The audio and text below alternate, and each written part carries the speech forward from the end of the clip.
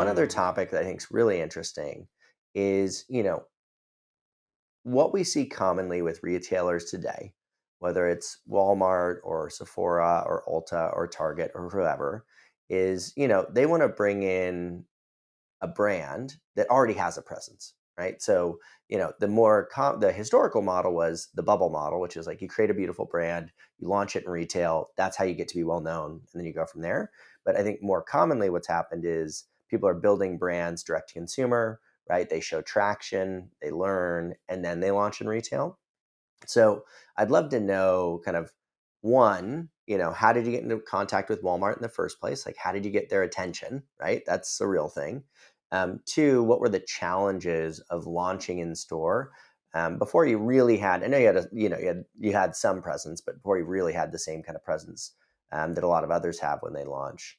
Would love to know about like kind of that time period, how you got in there, and then what the early stages were like before you show up on the shelves. Like, who is this brand? I've never heard of them before. So actually, it's an interesting question because I kind of think that we did do the first thing you said, which is to like Oh, you launch did? Okay. Okay. traction and then be in retail, but it was like so fast paced. So like so fast Gotcha. paced and like not in a Okay. way that I've ever imagined. So the entire approach was like we know in order to become the category leader, we will have to be in retail. But, I did an interview a day before our launch, and I was like, our goal is to be in like literally almost every drugstore within or like different retailers in 12 to 24 months because I was like, okay, it's going to take forever. It's going to be, it's going to take some time. And then we launched and launch was like this massive explosion in a really beautiful way. Like again, we were shocked by a lot of things, and one of the main things was like the brand awareness that we've managed to get to in a very short period of time within our target demo. So we got to brand Hmm. awareness of, I would say, close to 30% within 3 months. um Whoa. yeah, it was really like within between ages of like 13 to 18, we got to like around 30% in 3 months. It was insane. And we had, like on week one, we had over 55,000 followers on Instagram. Like it Wow. was Okay. just, and like for a brand that is, we obviously used a lot of celebrities, but we weren't a celebrity founded brand. I think with celebrity founded brands, it's a lot more common to see this, but it's like Yep. for a non celebrity founded brand, like this was like a very big shock for us. And we launched and we had this beautiful launch with like the Phil Day video that we've done. And then on week one, we had like three different retailers reaching out to us. Oh, Week wow. two, we had another three different retailers reaching out to us. And like we found ourselves in the first 2 weeks with literally almost every retailer in the country reaching out to us.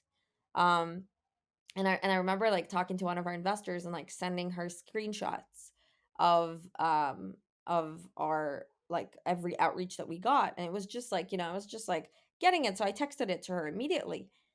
And I didn't even understand what it means, right? Because like, you know, first time dealing with this. I don't come from the beauty industry. I come from tech, and like I come from B2C, like very, very different world. Um and like suddenly having all these, we had an opportunity actually. Like if we would have said yes to all the retailers that reached out to us, we would have been in 12,000 doors in year 1. Whoa. Yeah, that's a lot. Yeah. So it was like insane. So Yep. we found ourselves needing to like to dive into like understanding every retailer and their business model and how they work and like how can we be successful there and what other brands they carry and how does it look like on the shelf and all of that stuff. But it's really been kind of the fast pace of like, okay, we've been for 8 months on D2C, and then we launched in retail in 3,800 stores. Um Yep. and it was also a big decision because, like usually like not a lot of D2C brands go to Walmart first back then. I think now it's getting more and more common, but then it was like it was only 7 months ago, but like so much has changed in that 7 months. Um so so it's been like this whole process of like understanding and diving deep into which retailers can really have, we'll have our consumers, where do they actually shop, how can we ensure that it really looks best on a shelf, how can we ensure that we Yep. really create the connection. So it's been a very fast paced process, and we've actually signed the Walmart deal 3 months after we launched the brand. It's like 2.5 months after we launched the brand. So Yeah. it's They been occurred so close together. I assumed that yeah, it had to be planned in advance, no, but, that's really cool. yeah. That's and not common. So for those other entrepreneurs out there, don't expect that to happen normally. Yeah, no, That's and, like, with that being said, like, I would say that it's, like, on the other hand, we were shocked because our conversion rate was so much lower than we've ever expected, and the yeah, reason yeah. for this is because, well, like, I had, again, this assumption that teens are very and Gen Zers are very like, they will very likely go and purchase online, and then the other revelation that we had in the first 4 weeks is, like, all the messages we got on customer support is like, "When are you coming to retail? When are you coming to stores?" Because they don't wanna buy Uh, online. Like, they're not interested in buying online. So it all came together in a really, really beautiful way, and, like, now our entire strategy is, like, we call ourselves we're the new wave of D2C. It's a completely yeah, different structure, and the way we look at it is, like, we are a brand that communicates and build brand awareness and builds the brand love on D2C, but the purchase actually happens in a store. And I also like my entire approach is that I actually prefer to get people to buy in a store rather than buy online, because when they buy in a store, we don't, like, they don't have all that waste in the process of like shipping and the package and the stickers and the order bag, and they get it immediately instead of waiting for 3 days. And it's yep, like, we still want to have we still want to own the conversation with the consumer. We still want the consumer to know that we're here for them. We still want to be able to, to advise them on their skincare and their skin, and like provide support and like mental health and all of that stuff. But we want to send them to stores. So it's like this combination between like the D2C, the old days of D2C of like, let's just communicate and build online, to being solely in retail. And that had like so many interesting experiences and challenges with Walmart, because it was the first time that Walmart had to deal with something like this. So it's been very, very interesting from a launch process, and also had a lot of learnings as well. yeah. I mean, 2 things that stand out there about what you said. Is first, you know, people always assume, there was this narrative like, oh, the margins are way better direct to consumer, right? You get to keep all the margins, you do all these things. It's like, well, it turns out like Walmart's pretty good at supply chain, they're pretty good at distribution. Like, there's not like a lot of fat you're cutting out there by shipping it individually yourself. And most people aren't fully loading it. They're not including the cost of their developers and the website and the pay. Like, they're not fully loading it into the actual margin profile. And then, so that's like the first thing is like, it's not as good as people think. And then the second thing is, if I have to hear one more time about how, oh, I need to prove out the ROI of my influencer program by using like an affiliate code or affiliate link or discount code and being like, oh, that's the value. Like, I'm going to fucking scream. Like, I'm gonna scream. Like, how are you so fucking stupid, right? Like, you like, and on top of that, like, anyways, just it's like, uh, in some ways, right? The ability to be able to track everything online is great, right? But where it can get really lost is when people are unsophisticated or they don't understand how buying behavior works. You go, okay, well, I'm spending all this money on gifting with influencers and I'm working with them, etc.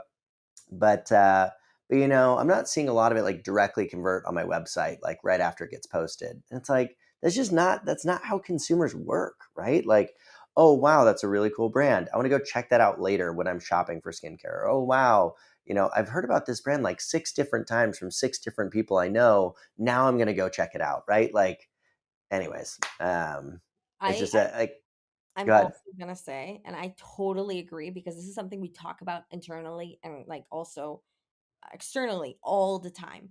Because the days that you had one influencer and they would generate, hundreds of purchases, are over.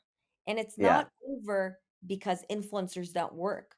It's over because a consumer doesn't need to see you 2 to 3 times anymore to make a purchase decision, but rather they need to see you 7, 8, and 9 times before they make a purchase decision. And influencers is such a massive part in brand awareness. And again, like with influencers and celebrities, we got to brand awareness of over 30%, which is yeah, like, and this is now ages of like 13 to 23.